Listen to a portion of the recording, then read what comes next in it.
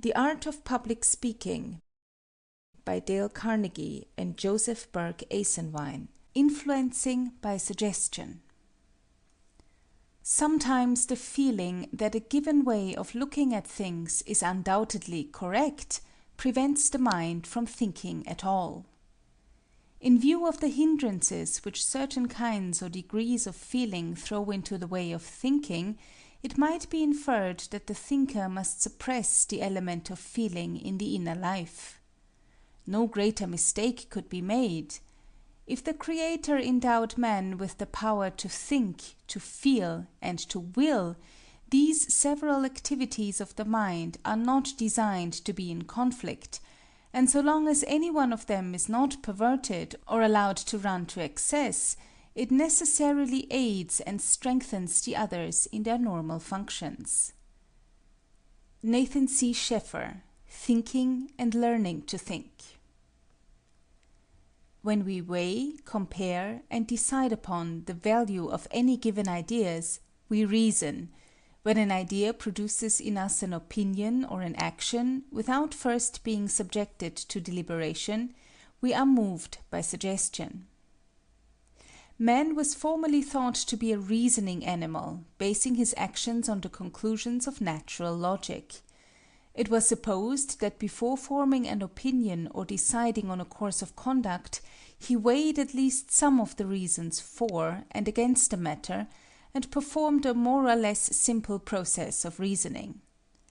But modern research has shown that quite the opposite is true. Most of our opinions and actions are not based upon conscious reasoning, but are the result of suggestion. In fact, some authorities declare that an act of pure reasoning is very rare in the average mind. Momentous decisions are made, far-reaching actions are determined upon, primarily by the force of suggestion. Notice that word primarily, for simple thought and even mature reasoning often follows a suggestion accepted in the mind, and the thinker fondly supposes that his conclusion is from first to last based on cold logic. The basis of suggestion. We must think of suggestion both as an effect and as a cause. Considered as an effect, or objectively, there must be something in the hearer that predisposes him to receive suggestion. Considered as a cause, or subjectively, there must be some methods by which the speaker can move upon that particularly susceptible attitude of the hearer. How to do this honestly and fairly is our problem. To do it dishonestly and trickily, to use suggestion to bring about conviction and action without a basis of right and truth and in a bad cause, is to assume the terrible responsibility that must fall on the champion of error. Jesus scorned not to use suggestion so that he might move men to their benefit, but every vicious trickster has adopted the same means to reach base ends. Therefore, honest men will examine well into their motives and into the truth of their cause before seeking to influence men by suggestion. Three fundamental conditions make us all susceptible to suggestion. We naturally respect authority. In every mind this is only a question of degree, ranging from the subject who is easily hypnotized to the stubborn mind that fortifies itself the more strongly with every assault upon its opinion. The latter type is almost immune to suggestion. One of the singular things about suggestion is that it is rarely a fixed quantity. The mind that is receptive to the authority of a certain person may prove inflexible to another. Moods and environments that produce hypnosis readily in one instance may be entirely inoperative in another, and some minds can scarcely ever be thus moved. We do know, however, that the feeling of the subject that authority, influence, power, domination, control, whatever you wish to call it, lies in the person of the suggester, is the basis of all suggestion. The extreme force of this influence is demonstrated in hypnotism. The hypnotic subject is told that he is in the water, he accepts the statement as true and makes swimming motions. He is told that a band is marching down the street playing the Star-Spangled Banner. He declares he hears the music, arises, and stands with head bared. In the same way, some speakers are able to achieve a modified hypnotic effect upon their audiences. The hearers will applaud measures and ideas which, after individual reflection, they will repudiate unless such reflection brings the conviction that the first impression is correct. A second important principle is that our feelings, thoughts, and wills tend to follow the line of least resistance. Once open the mind to the sway of one feeling, and it requires a greater power of feeling, thought, or will, or even all three, to unseat it. Our feelings influence our judgments and volitions much more than we care to admit. So true is this that it is a superhuman task to get an audience to reason fairly on a subject on which it feels deeply, and when this result is accomplished, the success becomes noteworthy, as in the case of Henry Ward Beecher's Liverpool speech. Emotional ideas once accepted are soon cherished and finally become our very inmost selves. Attitudes based on feelings alone are prejudices. What is true of our feelings in this respect applies to our ideas. All thoughts that enter the mind tend to be accepted as truth, unless a stronger and contradictory thought arises. The speaker skilled in moving men to action manages to dominate the minds of his audience with his thoughts by subtly prohibiting the entertaining of ideas hostile to his own. Most of us are captured by the latest strong attack, and if we can be induced to act while under the stress of that last insistent thought, we lose sight of counter-influences. The fact is that almost all our decisions, if they involve thought at all, are of this sort. At the moment of decision, the course of action then under contemplation usurps the attention, and conflicting ideas are dropped out of consideration. The head of a large publishing house remarked only recently that 90% of the people who bought books by subscription never read them. They buy because the salesman presents his wares so skillfully that every consideration but the attractiveness of the book drops out of the mind, and that thought prompts action. Every idea that enters the mind will result in action unless a contradictory thought arises to prohibit it. Think of singing the musical scale and it will result in your singing it unless the counter thought of its futility or absurdity inhibits your action. If you bandage and doctor a horse's foot, he will go lame.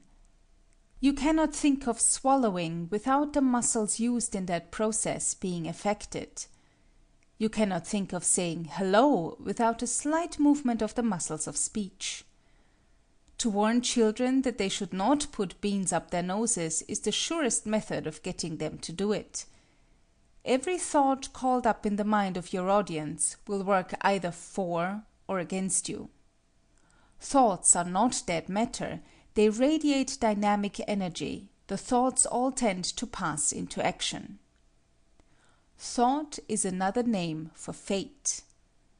Dominate your hearer's thoughts, allay all contradictory ideas, and you will sway them as you wish. Volitions as well as feelings and thoughts tend to follow the line of least resistance. That is what makes habit.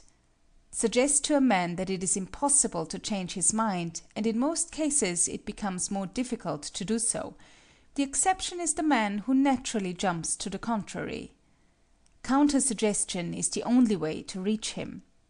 Suggest subtly and persistently that the opinions of those in the audience who are opposed to your views are changing, and it requires an effort of the will, in fact, a summoning of the forces of feeling, thought, and will, to stem the tide of change that has subconsciously set in. But not only are we moved by authority and tend toward channels of least resistance, we are all influenced by our environments. It is difficult to rise above the sway of a crowd. Its enthusiasms and its fears are contagious because they are suggestive. What so many feel, we say to ourselves, must have some basis in truth. 10 times 10 makes more than 100. Set 10 men to speaking to 10 audiences of 10 men each, and compare the aggregate power of those 10 speakers with that of 1 man addressing 100 men. The 10 speakers may be more logically convincing than the single orator, but the chances are strongly in favor of the 1 man's reaching a greater total effect, for the 100 men will radiate conviction and resolution as 10 small groups could not. We all know the truism about the enthusiasm of numbers. See the chapter on Influencing the Crowd. Environment controls us unless the contrary is strongly suggested. A gloomy day in a drab room, sparsely tenanted by listeners, invites platform disaster. Everyone feels it in the air. But let the speaker walk squarely up to the issue and suggest by all his feeling, manner, and words that this is going to be a great gathering in every vital sense, and see how the suggestive power of environment recedes before the advance of a more potent suggestion, if such the speaker is able to make it. Now these 3 factors, respect for authority, tendency to follow lines of least resistance, and susceptibility to environment, all help to bring the auditor into a state of mind favorable to suggestive influences, but they also react on the speaker, and now we must consider those personally causative or subjective forces which enable him to use suggestion effectively. How the speaker can make suggestion effective. We have seen that under the influence of authoritative suggestion, the audience is inclined to accept the speaker's assertion without argument and criticism. But the audience is not in this state of mind unless it has implicit confidence in the speaker. If they lack faith in him, question his motives or knowledge, or even object to his manner, they will not be moved by his most logical conclusion, and will fail to give him a just hearing. It is all a matter of their confidence in him. Whether the speaker finds it already in the warm, expectant look of his hearers, or must win to it against opposition or coldness, he must gain that one great vantage point before his suggestions take on power in the hearts of his listeners. Confidence is the mother of conviction. Note in the opening of Henry W. Grady's after-dinner speech how he attempted to secure the confidence of his audience. He created a receptive atmosphere by a humorous story, expressed his desire to speak with earnestness and sincerity, acknowledged the vast interests involved, deprecated his untried arm, and professed his humility. Would not such an introduction give you confidence in the speaker unless you were strongly opposed to him? And even then, would it not partly disarm your antagonism?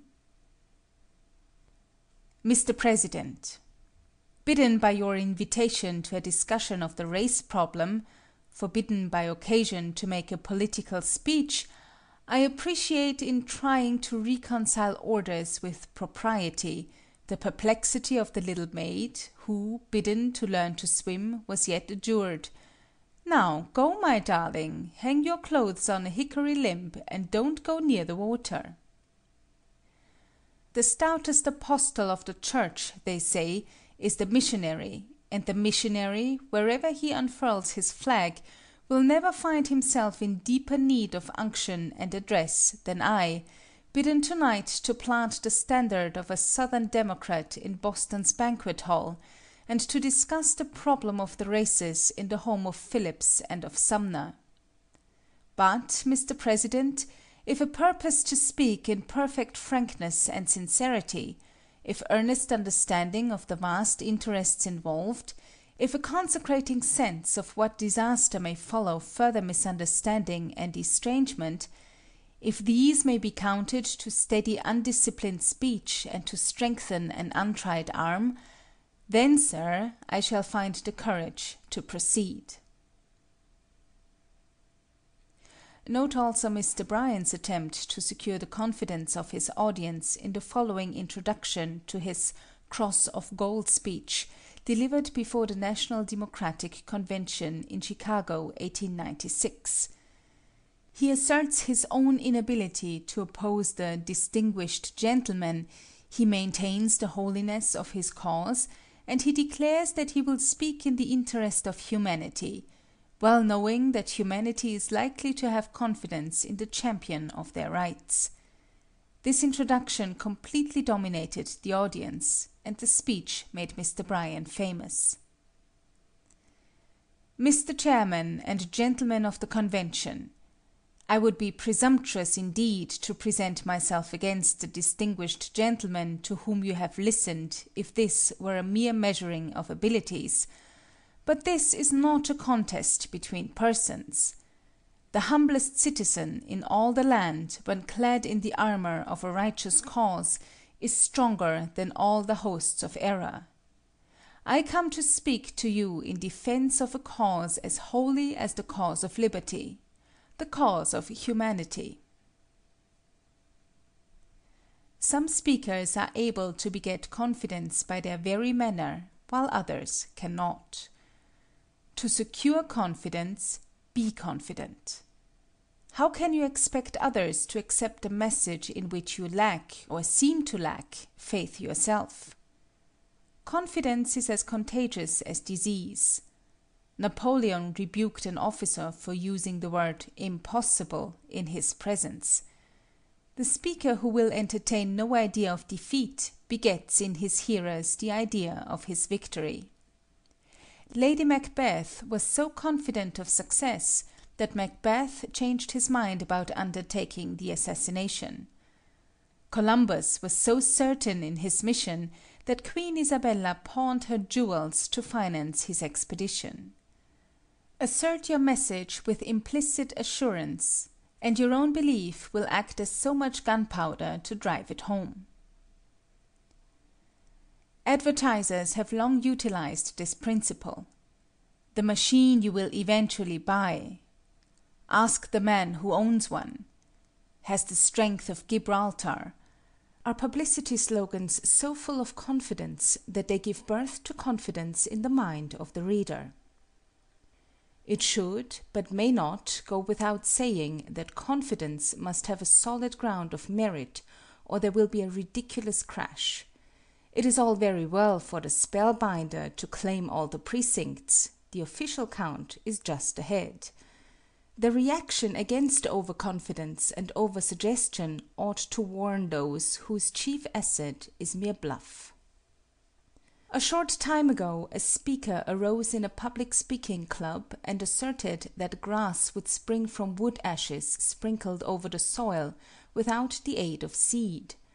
This idea was greeted with a laugh, but the speaker was so sure of his position that he reiterated the statement forcefully several times and cited his own personal experience as proof.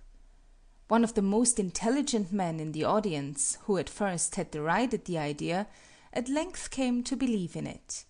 When asked the reason for his sudden change of attitude, he replied, "Because the speaker is so confident."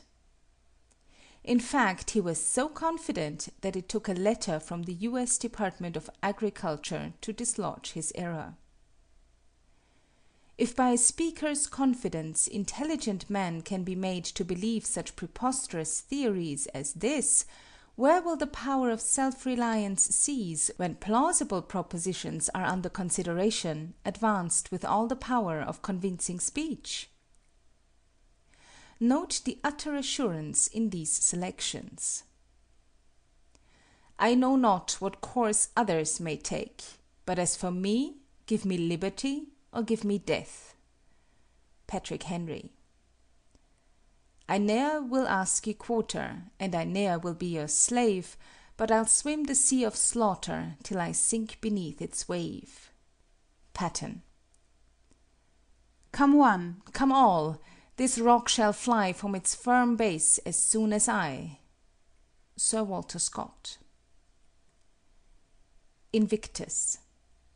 Out of the night that covers me, black as the pit from pole to pole, I thank whatever gods may be for my unconquerable soul.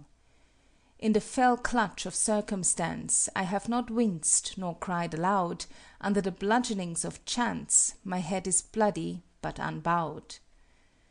Beyond this place of wrath and tears looms but the horror of the shade, and yet the menace of the years finds and shall find me unafraid. It matters not how strait the gate, how charged with punishments the scroll, I am the master of my fate, I am the captain of my soul.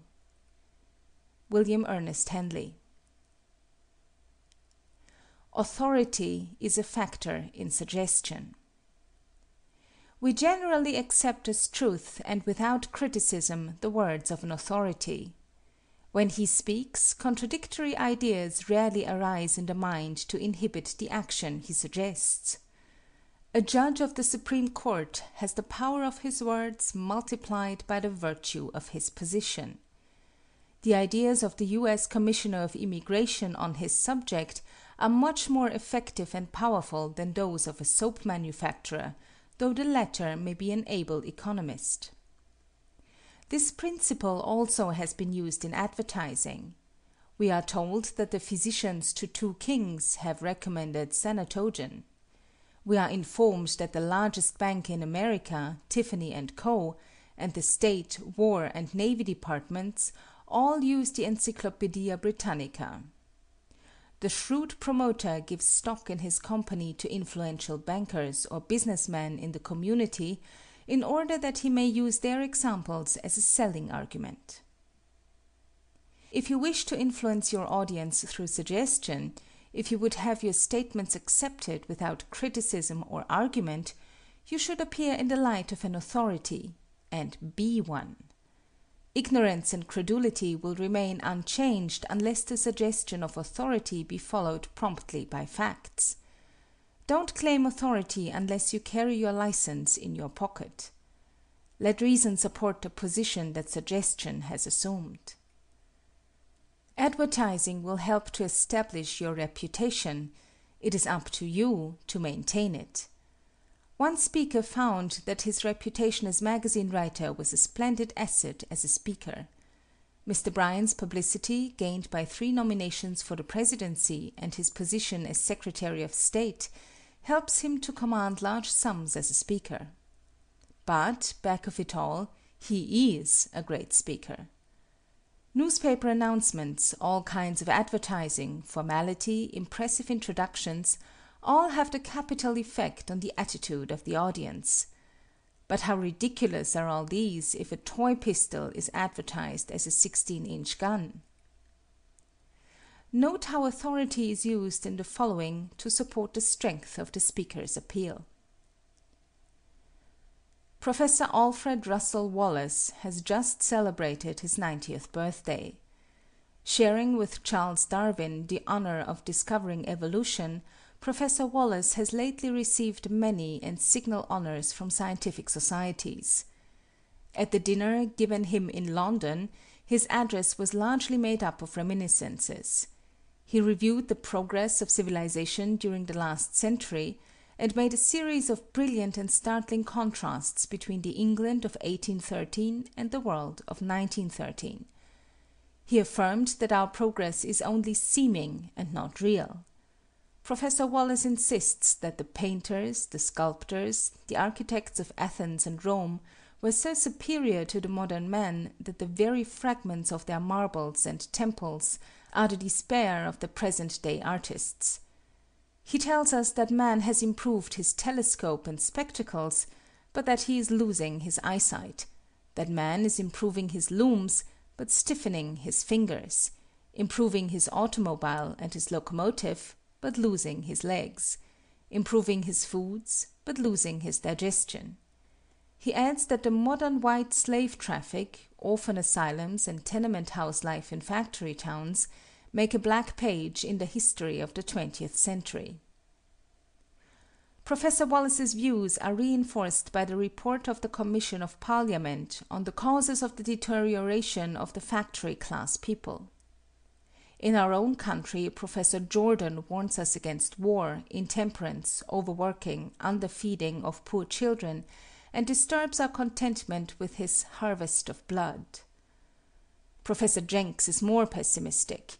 He thinks that the pace, the climate, and the stress of city life have broken down the Puritan stock, that in another century our old families will be extinct, and that the flood of immigration means a Niagara of muddy waters fouling the pure springs of American life. In his address in New Haven, Professor Kellogg calls the role of the science of race degeneracy, and tells us that this deterioration even indicates a trend toward race extinction. Newell Dwight Hillis. From every side come warnings to the American people. Our medical journals are filled with danger signals. New books and magazines, fresh from the press, tell us plainly that our people are fronting a social crisis. Mr. Jefferson, who was once regarded as good democratic authority, seems to have differed in opinion from the gentleman who has addressed us on the part of the minority. Those who are opposed to this proposition tell us that the issue of the paper money is a function of the bank, and that the government ought to go out of the banking business. I stand with Jefferson rather than with them, and tell them, as he did, that the issue of money is a function of government, and that the banks ought to go out of the governing business. William Jennings Bryan. Authority is the great weapon against doubt, for even its force can rarely prevail against prejudice and persistent wrong-headedness.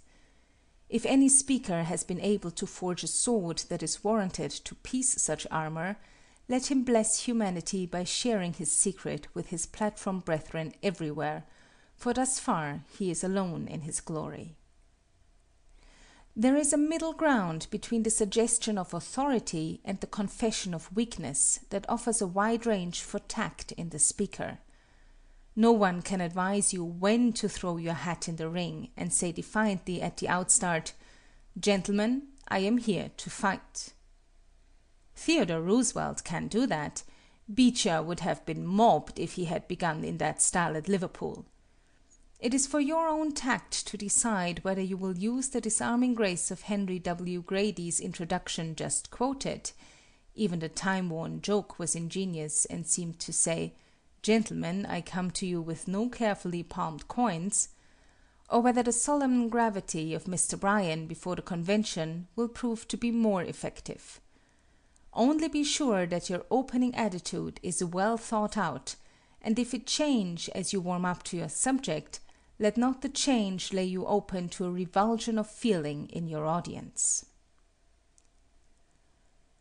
Example is a powerful means of suggestion. As we saw while thinking of environment in its effects on an audience, we do, without the usual amount of hesitation and criticism, what others are doing. Paris wears certain hats and gowns, the rest of the world imitates. The child mimics the action, accents, and intonations of the parent. Were a child never to hear anyone speak, he would never acquire the power of speech, unless under most arduous training, and even then only imperfectly. One of the biggest department stores in the United States spends fortunes on one advertising slogan. Everybody is going to the big store. That makes everybody want to go. You can reinforce the power of your message by showing that it has been widely accepted. Political organizations subsidize applause to create the impression that their speakers' ideas are warmly received and approved by the audience.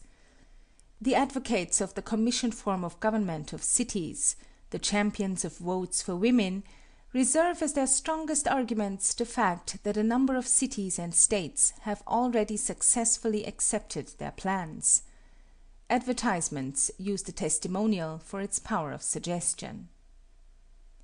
Observe how this principle has been applied in the following selections, and utilize it on every occasion possible in your attempts to influence through suggestion.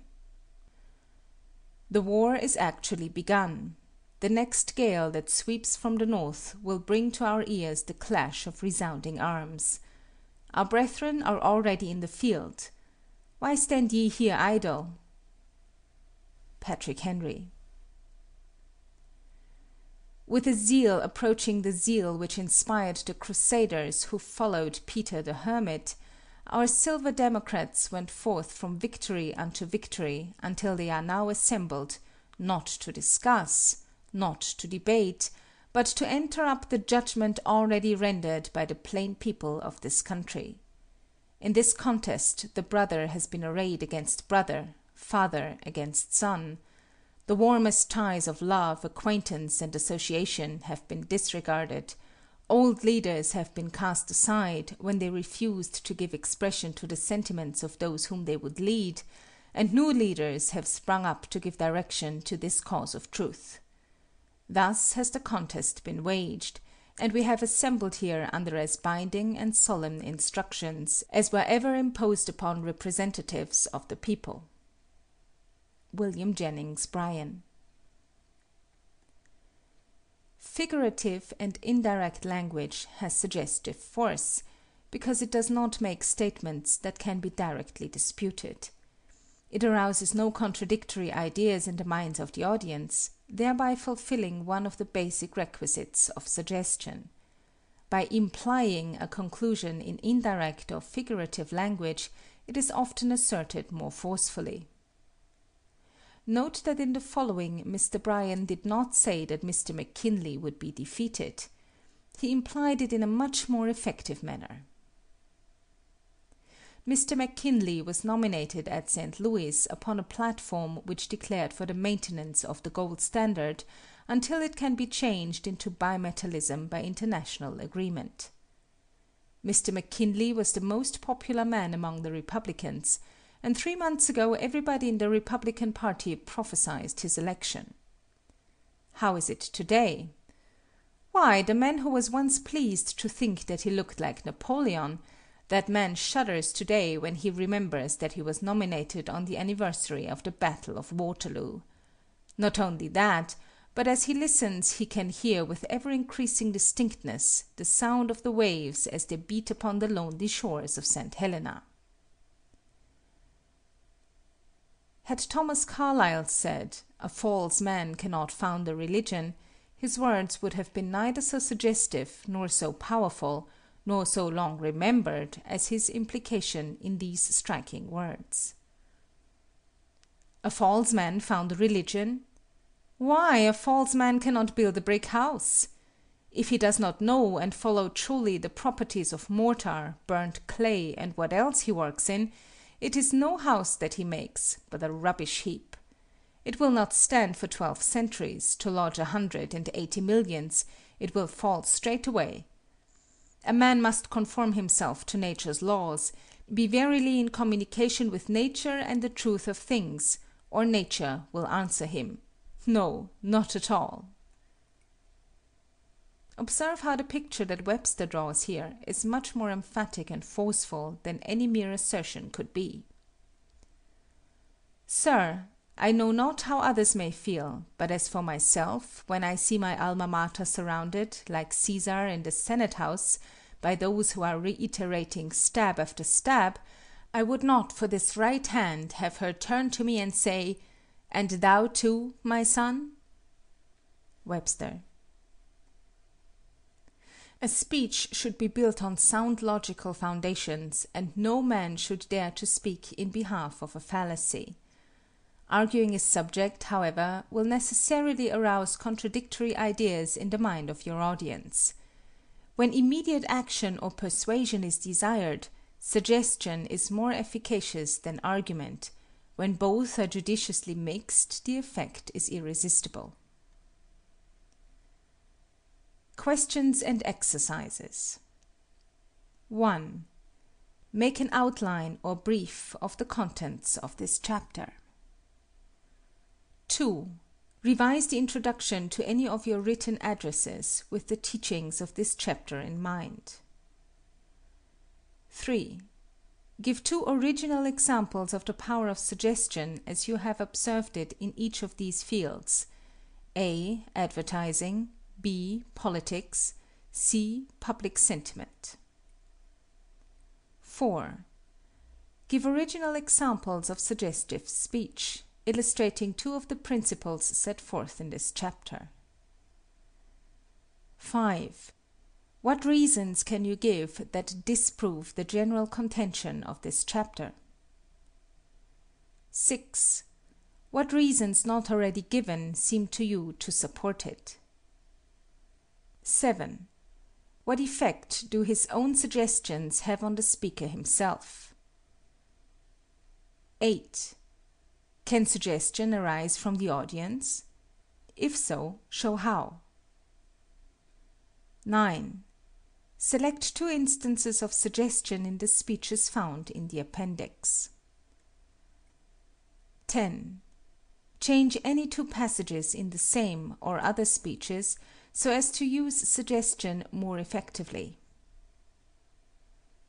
11. Deliver those passages in the revised form. 12. Choosing your own subject, prepare and deliver a short speech largely in the suggestive style. End of section 22.